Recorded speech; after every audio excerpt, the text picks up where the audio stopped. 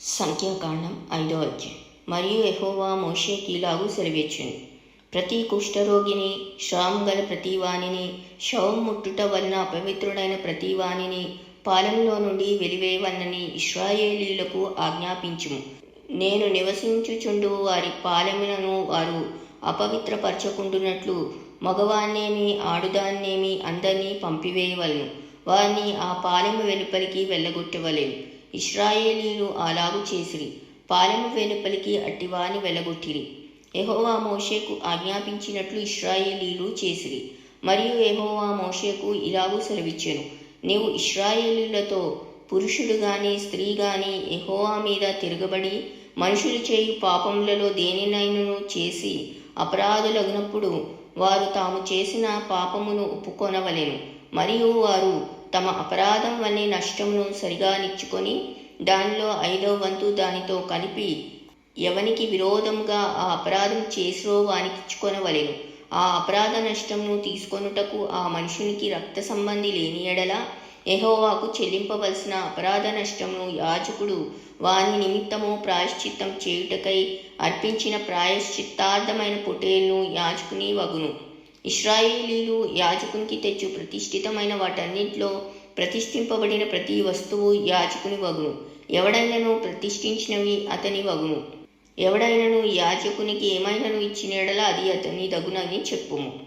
యెహోవా మోషేకు ఇలాగు సెలవిచ్చెను, నీవు ఇశ్రాయేలీయులతో ఇట్లనుము, ఒకని భార్య త్రోవ తప్పి వానికి ద్రోహం చేసిన ఎడల, అనగా వేరొకడు ఆమెతో వీర్యస్ఖలనము శయనించిన ఎడల, ఆమె భర్తకు ఆ సంగతి తెలియబడక వాని కన్నులకు మరుగైయుండి ఆమె అపవిత్రపరచబడినదనుటకు సాక్ష్యం లేకపోయినను, ఆమె పట్టుబడకపోయినను, వాని మనసులో రోషం పుట్టి అపవిత్రపరచబడిన తన భార్య మీద కోపపడిన ఎడల, లేక వాని మనసులో రోషం పుట్టి అపవిత్రపరచబడిన తన భార్య మీద కోపపడిన ఎడల, ఆ పురుషుడు యాజకుని యొద్దకు తన భార్యను తీసుకుని వచ్చి ఆమె విషయము తూమెడు యవల పిండిలో 10వ వంతును తేవలెను. వాడు దాని మీద తైలము పోయకూడదు, దాని మీద సాంబ్రాణి వేయకూడదు. ఏలైనగా అది రోష విషయమైన నైవేద్యము, అనగా దోషమును జ్ఞాపం చేయుటకై జ్ఞాపకార్థమైన నైవేద్యము. అప్పుడు యాజకుడు ఆమెను దగ్గరకు తీసుకొని వచ్చి యెహోవా సన్నిధిని ఆమెను నిలబెట్టవలెను. తరువాత యాజకుడు మంటి కుండతో పరిశుద్ధమైన నీళ్లు తీసుకొనవలెను. మరియు యాజకుడు మందిరంలో నేలనున్న ధూళి కొంచెం తీసుకొని ఆ నీళ్లలో వేయవలెను. తరువాత యాజకుడు యెహోవా సన్నిధిని ఆ స్త్రీని నిలువబెట్టి ఆ స్త్రీ తల ముసుకును తీసి రోష విషయమైన నైవేద్యమును, అనగా ఆ జ్ఞాపకార్థమైన నైవేద్యమును ఆమె చేతులలో ఉంచవలెను. శాపం పొందించు చేదు నీళ్లు యాజకుని చేతిలో ఉండవలెను.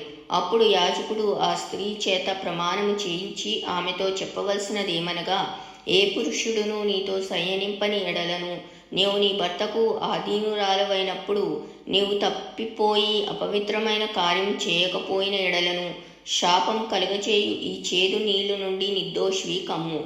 నీవు నీ భర్తకు ఆధీనురాలవైనప్పుడు నీవు త్రోవ తప్పి అపవిత్రపరచబడిన ఎడల, అనగా నీ భర్తకు మారుగా వేరొక పురుషుడు నీతో కూటమి చేసిన ఎడల, యెహోవా నీ నడుము పడునట్లును నీ కడుపు ఉబ్బునట్లును చేయుట వలన యెహోవా నీ జండ్ల మధ్య నిన్ను శపథమునకును ప్రమాణమునకును ఆస్పదముగా చేయునుగాక. శాపము కలుగచేయు ఈ నీళ్లు నీ కడుపు ఉబ్బునట్లును నీ నడుము పడునట్లును చేయుటకు నీ కడుపులోనికి పోవునని చెప్పి యాజకుడు ఆ స్త్రీ చేత శపథ ప్రమాణము చేయించిన తర్వాత ఆ స్త్రీ ఆమేన్ అని చెప్పవలెను. తరువాత యాజకుడు పత్రం మీద ఆ శపథములను రాసి ఆ చేదు నీళ్లతో వాటిని తుడిచి శాపం కలుగచేయు ఆ చేదు నీళ్లను ఆ స్త్రీకి తాగింపవలెను. శాపం కలుగచేయు ఆ నీళ్లు ఆమెలోనికి చేదు పుట్టించును. మరియు యాజకుడు ఆ స్త్రీ చేతి నుండి దోష విషయమైన ఆ నైవేద్యమును తీసుకొని యెహోవా సన్నిధిని ఆ అల్లాడించిన బలిపీఠం నొద్దకు దాని తేవలెను. తర్వాత యాజకుడు దానికి జ్ఞాపకార్థమైనదిగా ఆ నైవేద్యంలో నుండి పిడికెడు తీసి బలిపీఠం మీద దాన్ని దహించి ఆ నీళ్లు ఆ స్త్రీకి త్రాగింపవలెను. అతడు ఆమెకు ఆ నీళ్లు త్రాగించిన తర్వాత జరుగునదేమనగా, ఆమె అపవిత్ర పరపబడి తన భర్తకు ద్రోహం చేసిన ఎడల శాపం కలుగచేయు ఆ నీరు చేదై ఆమెలోనికి చేరిన తర్వాత ఆమె కడుపు ఉబ్బును, ఆమె నడుము పడిపోవును. ఆ స్త్రీ తన చెండ్ల మధ్య శాపమునకాస్పదముగా ఉండును. ఆ స్త్రీ అపవిత్రపరచబడక పవిత్రురాలై ఉండిన ఎడల ఆమె నిర్దోషి అయి గర్భవతి అగునని చెప్పుము. రోషం విషయమైన విధి ఇదే. ఏ స్త్రీ అయినను తన భర్త ఆధీనంలో ఉన్నప్పుడు త్రోవ తప్పి అపవిత్రపరచబడిన ఎడలనేమి, లేక వానికి రోషం పుట్టి తన భార్య మీద కోపపడిన ఎడలనేమి, వాడు యెహోవా సన్నిధిని ఆ స్త్రీని నిలవబెట్టినప్పుడు యాజకుడు ఆమె ఎడల సమస్తము విధి చొప్పున చేయవలెను. అప్పుడు ఆ పురుషుడు నిర్దోషి అగును. ఆ స్త్రీ తాను చేసిన దోషంను భరింపవలెను.